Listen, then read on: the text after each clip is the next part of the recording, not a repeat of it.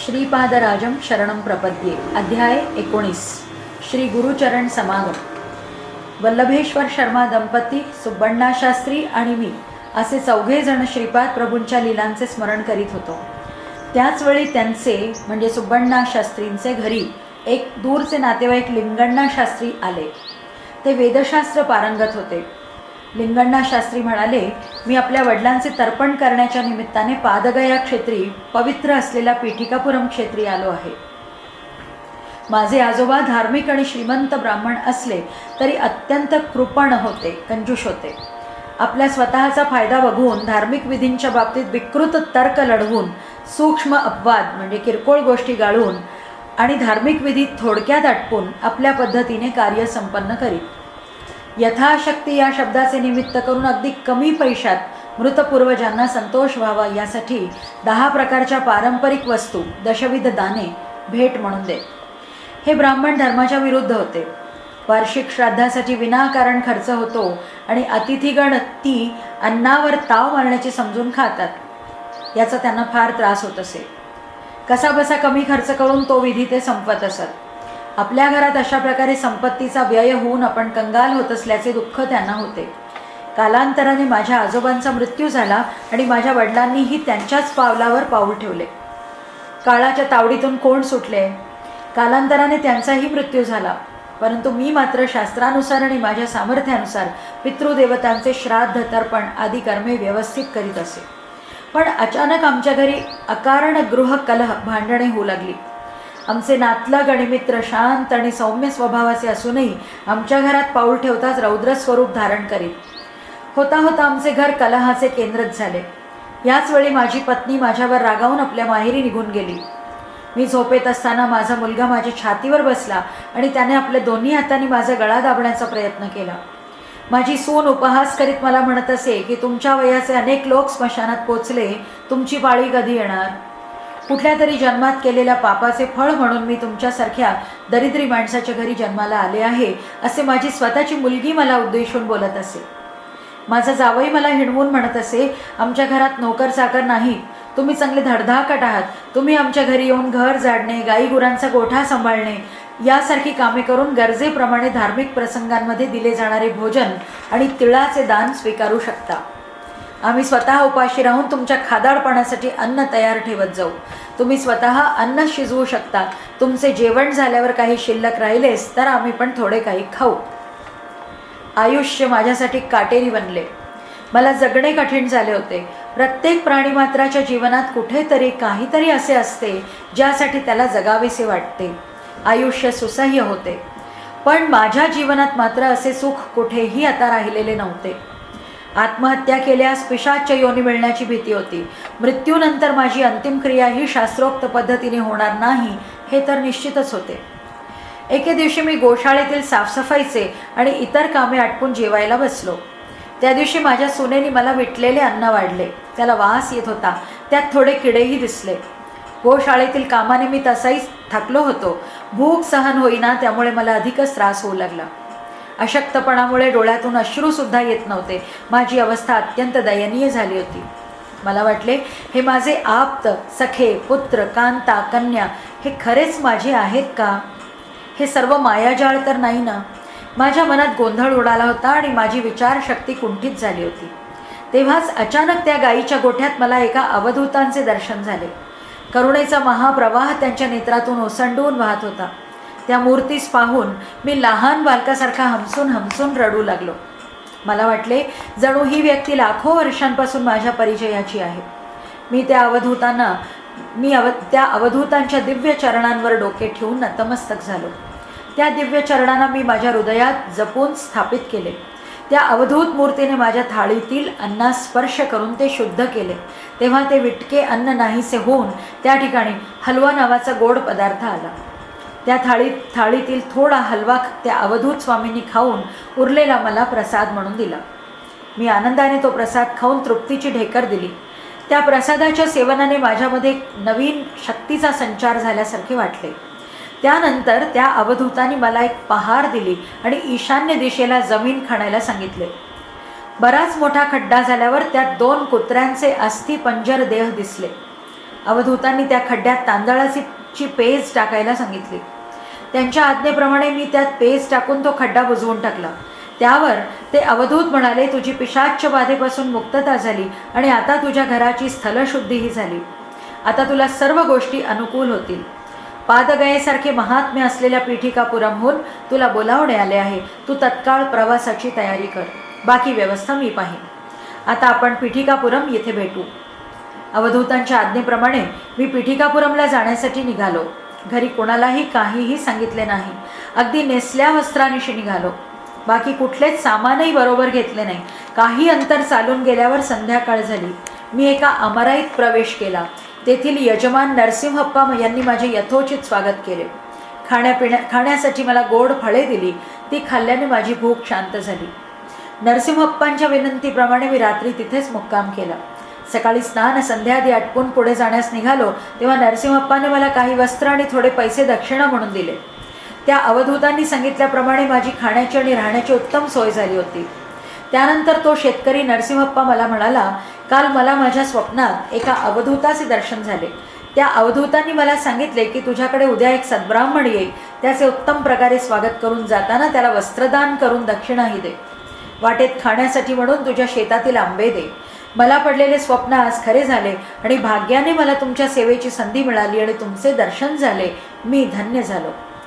नरसिंहप्पा अत्यंत आनंदित होते.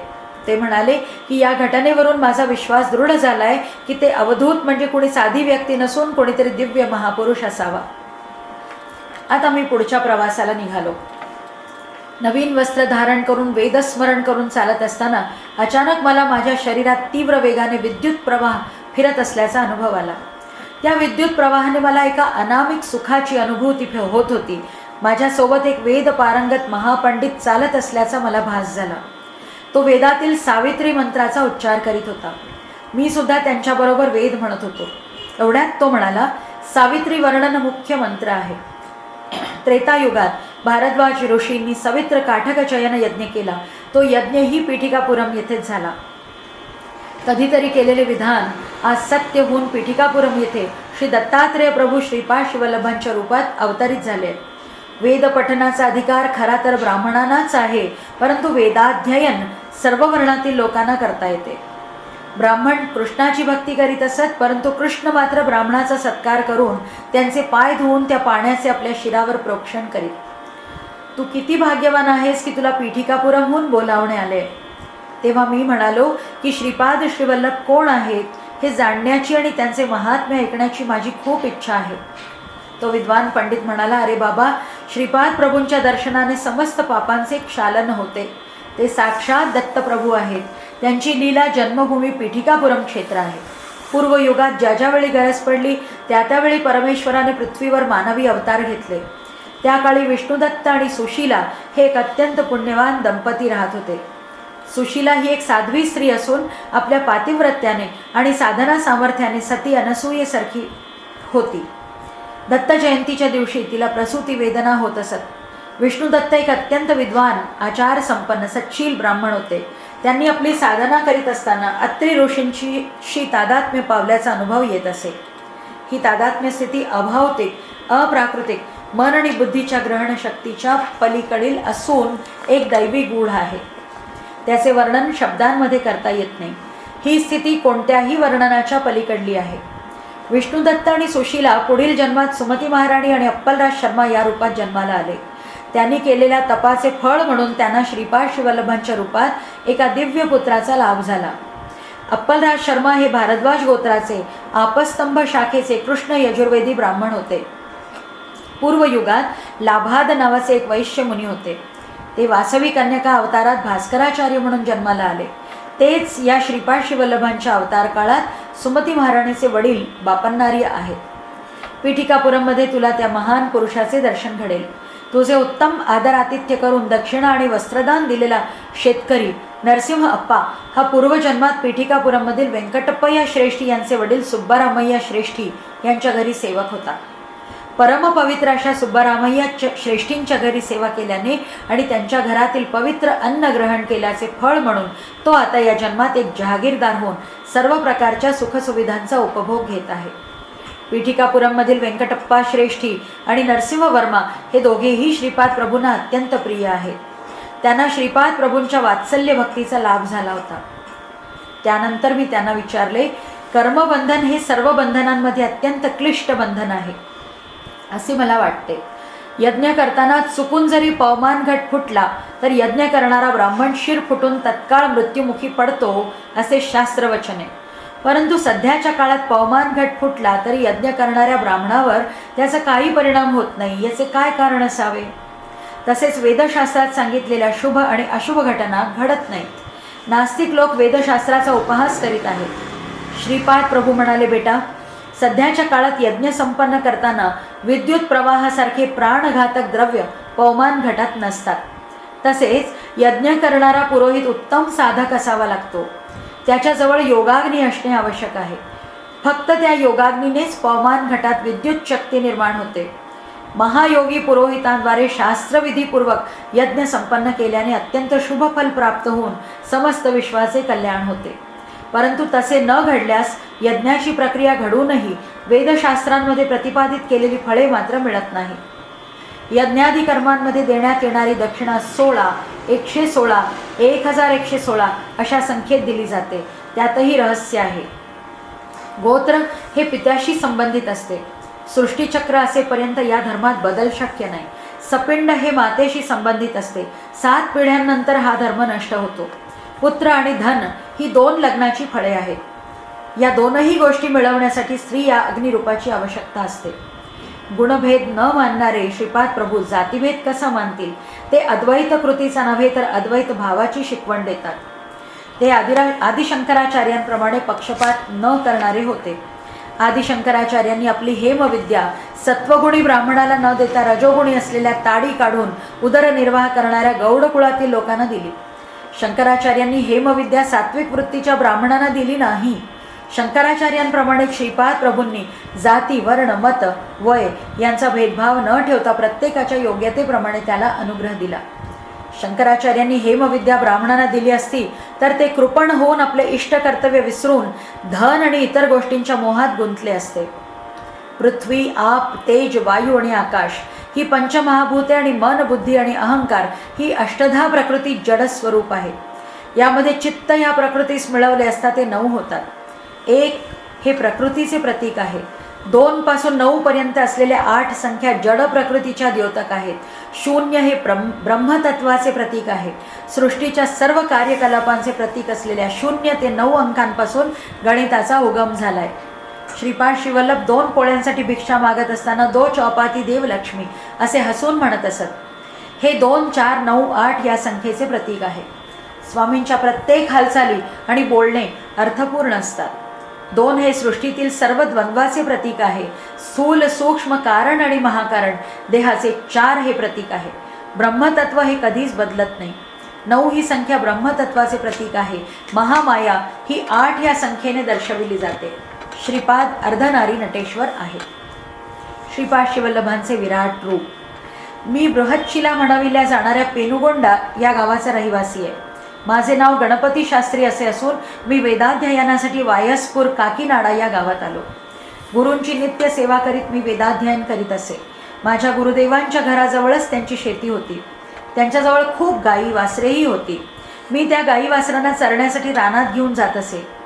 एके दिवशी मी गायींना चरण्यासाठी घेऊन गेलो असताना एक 10 वर्षांचा अत्यंत तेजस्वी बालक आमच्या शेतात आला. त्याच्या गळ्यात जानवे पाहून तो ब्राह्मणच असावा असा मला दृढ विश्वास वाटला. तरी खात्री करून घेण्यासाठी मी त्याला विचारले की तू ब्राह्मण आहेस का? त्यावर तो बालक म्हणाला, मीच आहे. सृष्टीतील सारी तत्वे माझ्यातच सामावलेली आहेत. सर्वांना आधारभूत असणारा तो मीच आहे. माझ्यातील ब्राह्मणाची लक्षणे पाहून मला ब्राह्मण समजल्यास ते चूक नाही, परंतु केवळ तेच सर्व सत्य नाही. माझ्यातील क्षत्रिय लक्षणे पाहून कोणी मला क्षत्रिय समजल्यास ते खोटे नाही, परंतु ते पूर्ण सत्य नाही. माझ्यातील वैश्य लक्षणे पाहून कोणी मला वैश्य समजल्यास ते असत्य नाही, परंतु ते पूर्ण सत्य नाही. माझ्यातील शूद्रांची लक्षणे पाहून मला शूद्र समजल्यास तेही खोटे नाही, परंतु ते पूर्ण सत्य नाही. तू मला चांडाळ समजलास तरी ते अयोग्य नाही, परंतु तेही संपूर्ण सत्य नाही. मी सर्व सीमांच्या पलीकडे आहे. अतीत आहे. मी सत्य किंवा असत्य असणाऱ्या प्रत्येक विषयाच्या पलीकडे असून त्या समस्त विषयांचा आधार मीच आहे. मी परमसत्य आहे. त्या सत्याचे स्वरूप सर्व मर्यादांच्या पलीकडे आहे. माझा धर्म परमधर्म असून तो सर्व धर्मांच्या पलीकडे आहे व त्यांचा आधारही आहे. मी परम प्रेमस्वरूप आहे. माझे प्रेमतत्व सृष्टीतील जीवात असणाऱ्या प्रेमतत्वापासून अनेक योजने दूर असूनही ते सर्वांचा आधार आहे. तुम्ही मला पुरुष समजलात तर मी स्त्रियांसारखे वर्तन करतो. स्त्री समजलात तर पुरुषासारखे वर्तन करतो. अर्धनारी नटेश्वर या दोन रूपांनी एकत्र असलेला मी मन आणि वाचेस अगोचर असून या दोन रूपांच्या आविष्करणापूर्वी सुद्धा अस्तित्वात असलेले दिव्यानंद तत्व मीच आहे. इतक्या विलक्षण अशा प्रकारच्या रूपाने युक्त असलेल्या मला जाणणे तुला कसे शक्य आहे? उपर्युक्त संवाद मला तीव्र ज्वरामुळे एखाद्या व्यक्तीने बरळल्यासारखा अर्थहीन वाटला. पित्त प्रकोप झाल्यास व्यक्ती असंबद्ध व वेडगळाप्रमाणे बरळू लागते असा विचार मनात आला. माझी मनस्थिती ओळखून तो दिव्य गुराखी म्हणाला, आता मी शनिदेवाशी बोलत आहे. शनिदेवता मला म्हणत होते, भगवान, मी या गणपती शास्त्रीला चित्रविचित्र बंधनात बांधून त्याला कसा त्रास देतो ते बघा. त्यावर मी म्हणालो, मी याच्या कर्मफळांचा स्वीकार करतो. तू याला त्या गुंतागुंतीच्या बेड्यांमध्ये अडकवू नकोस. हे ऐकून तर माझ्या अंगात कापरे भरले. माझ्या जन्मपत्रिकेप्रमाणे सध्याचा काळ माझ्यासाठी अत्यंत कठीण होता. माझी मती कुंठित झाली. तेवढ्यात तो गुराखी दिव्य बालक एका गायीजवळ जाऊन म्हणाला, हे गायत्री, मला खूप भूक लागली आहे, मला दूध देशील का? त्या गोमातेने ही होकारार्थी मान हलविली आणि तिच्या स्तनातून दुधाच्या धारा वाहू लागल्या. तो गुराखी पोटभर दूध प्यायला. आश्चर्य म्हणजे ती गाय वांज असूनही तिने त्या गुराखी बालकाला दूध दिले. हे सर्व मला गोंधळात टाकणारे होते. तो गुराखी आता तृप्त होऊन एका आम्रवृक्षाखाली बसला. मी पुन्हा एकदा त्याच्याकडे पाहिले. आता त्याच्याबरोबर एक 10 वर्षाची अत्यंत देखणी खेडवळ कन्या होती. बघणाऱ्यांना त्यांच्याकडे बघून आनंद मिळत होता. ते एखाद्या आनंदी जोडप्यासारखे भासत होते. त्यांचे हर्षपूर्ण संवाद आणि गंमतशीर विनोद यामुळे ते प्रसन्न दिसत होते. तेवढ्यात व्यंकटप्पय्या शास्त्री त्यांच्या घोडागाडीतून उतरले. त्यांच्याबरोबर एक 10 वर्षांचा तेजस्वी बालकही होता. हा बालक म्हणजे श्रीपाद श्रीवल्लभच होते. माझ्या गुरुदेवांना ही जमीन व्यंकटप्पय्या श्रेष्ठींनी आपल्या वडिलांच्या स्मृती प्रित्यर्थ दान दिली होती. या जमिनीस लागून श्रेष्ठींच्या विस्तीर्ण जमिनी होत्या. त्या जमिनींच्या देखरेखीसाठी व्यंकटप्पय्या श्रेष्ठी पिठिकापुरमहून वायसपूर या गावात येत असत. त्या गुराख्याला आणि त्याच्याबरोबर असलेल्या त्या कन्येला पाहून व्यंकटप्पय्यांना देखील आश्चर्य वाटले, कारण तो थोड्याफार फरकाने श्रीपाद प्रभूंसारखा दिसत असून तेजस्वी सुद्धा होता. त्यावेळी श्रीपाद प्रभू म्हणाले, आजोबा, तुम्हाला एवढे आश्चर्य का वाटावे? श्रेष्ठी म्हणाले, बघ कसे नयन मनोहारी दृश्य आहे. श्रीपाद प्रभूंनी विचारले, द्रष्टा आणि ते दृश्य हे एकच आहे का? श्रेष्ठींनी सरळ शब्दात सांगितले की अशा तात्विक गोष्टी त्यांना कळत नाहीत. तेव्हा श्रीपाद म्हणाले, यात तत्वज्ञान काय आहे? श्रीहरीसुद्धा अपरिमित निर्गुण निराकार असून सुद्धा आपल्या मायागतीस पाहून आश्चर्यचकित होतात. ही सृष्टी नवरसांनी परिपूर्ण आहे.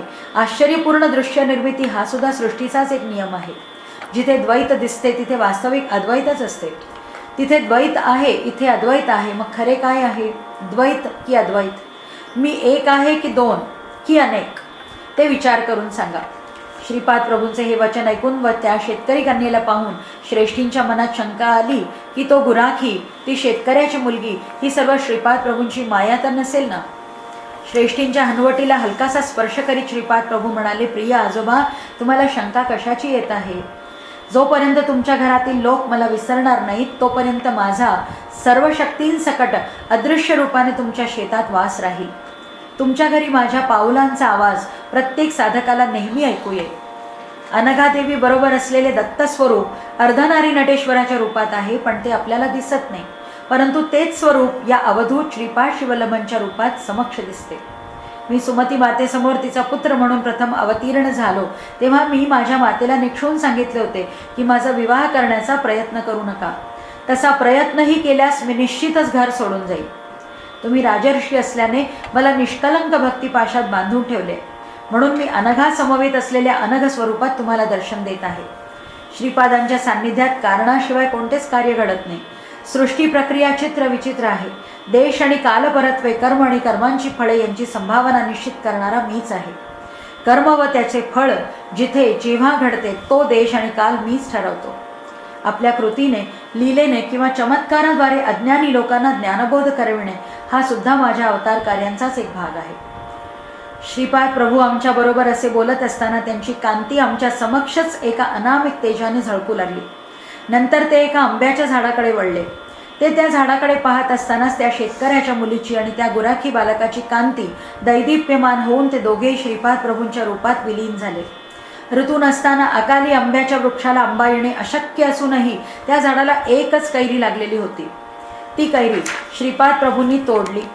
आमच्या समक्ष स्वामींच्या हस्तस्पर्शाने ती कैरी तत्काळ पिकून अत्यंत मधुर आणि रसभरीत झाली. एखाद्या मातेप्रमाणे वात्सल्य भावाने श्रीपाद प्रभूंनी तो गोड आंबा श्रेष्ठींना खाऊ घातला. आंबा खाताना एखाद्या लहान बालकाप्रमाणे श्रेष्ठींच्या डोळ्यातून आनंद अश्रू वाहू लागले. श्रीपाद प्रभूंचे आपल्या भक्तावरील हे प्रेम सहस्र मातांच्या प्रेमापेक्षाही श्रेष्ठ होते. त्यांच्या दिव्य नेत्रातून कारुण्य आणि प्रेम यांचा वर्षाव होत असताना ते साक्षात त्रिशक्ती स्वरूपिणी अशा अनघा मातेप्रमाणे वाटत होते. त्या आंब्याची कोय गुठळी प्रभूंसमोर एका आज्ञाधारक सेवकासारखी उभी होती. श्रीपादांच्या हाताच्या खुणेने ती कोय वर उडाली. तिचे रूपांतर एक दिव्य कांतीच्या वस्तूमध्ये झाले. त्यावेळी श्रीपाद प्रभू म्हणाले, लोक निष्कारण असा वितंड वाद वा चर्चा करीत असतात की बी अगोदर येते की वृक्ष अगोदर असतो. खरे पाहता या दोहोंच्या पूर्वी एक शक्ती अस्तित्वात असते, ती म्हणजे ईश्वर. त्या ईश्वराच्या संकल्पाप्रमाणेच बीपासून झाड किंवा झाडापासून बी निर्माण होत असते. त्या ईश्वराच्या अमोघ अशा संकल्पाची कल्पना सप्तर्षींना देखील करणे शक्य नाही. कलंकित अशा परमात्म्याला जीव म्हणतात आणि निष्कलंक पवित्र जीव परमात्मा बनतो. जेव्हा जीवात्मा परमात्म्यात विलीन होतो तेव्हा त्याची प्रवृत्ती शुष्क, अनुपयोगी, व्यर्थ बीप्रमाणे असते. अशा जीवात्म्या सृष्टीचक्रात पुन्हा आणण्याची जेव्हा परमात्म्याला इच्छा होते तेव्हा त्याला कुठलीही शक्ती थोपवू शकत नाही. परंतु त्यांच्यात विलीन झालेले जीवात्मा या सृष्टीत आणले जातात. ते काही विशिष्ट हेतूने, काही विशिष्ट उद्दिष्टपूर्तीसाठी त्यांचा जन्म झालेला असतो.